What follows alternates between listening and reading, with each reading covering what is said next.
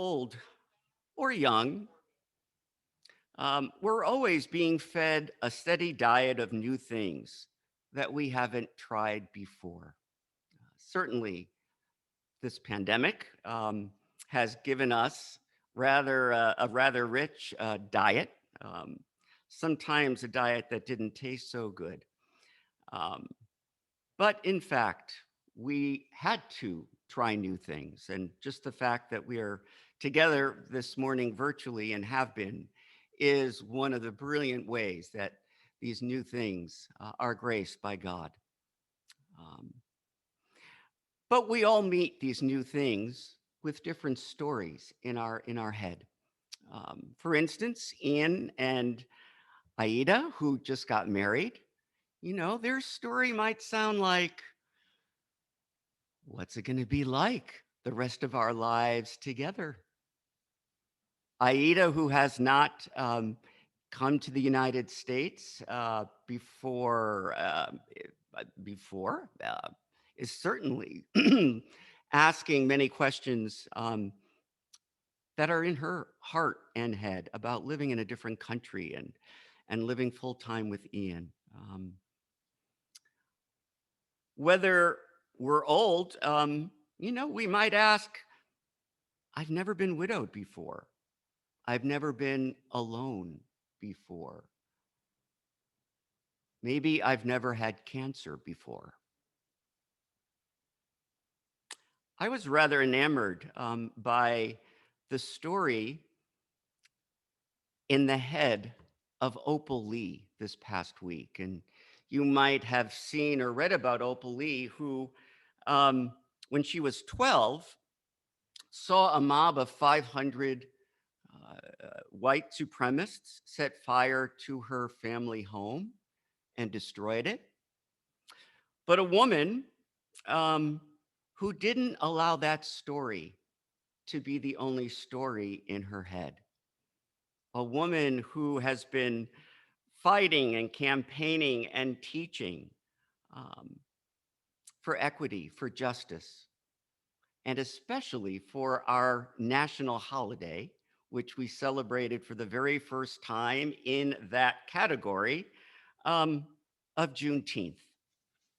And you might also know that 5 years ago, she walked 2.5 miles each day from her home in Fort Worth, Texas.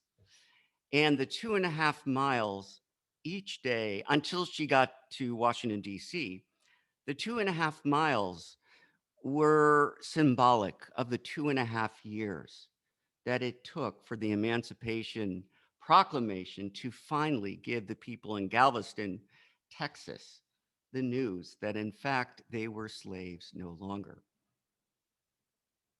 So, I'm wondering what the story is in the head of those who wear purple and red zucchettas,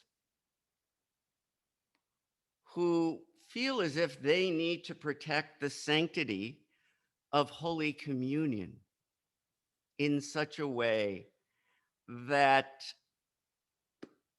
it may actually cause more folks to be divided and be even more confused by the many messages that we have and receive from our bishops and from the Church Universal.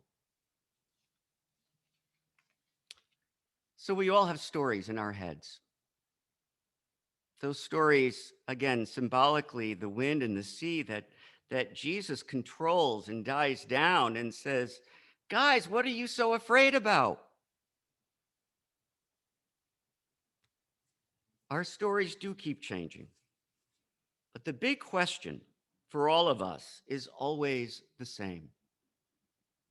As the next door opens and we come face to face with our next challenge, will we freeze in fear and pull back? Or will we walk through the door and come to grips with whatever is awaiting us?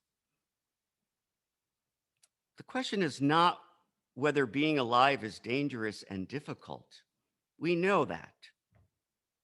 There's always some kind of storm rocking our boat, and maybe more importantly, our inner boat. The real question is whether fear and all the dangers that we encounter in life are going to take shape over who we know we are in Christ, who we know we are called to be in community, in love, and in faithfulness.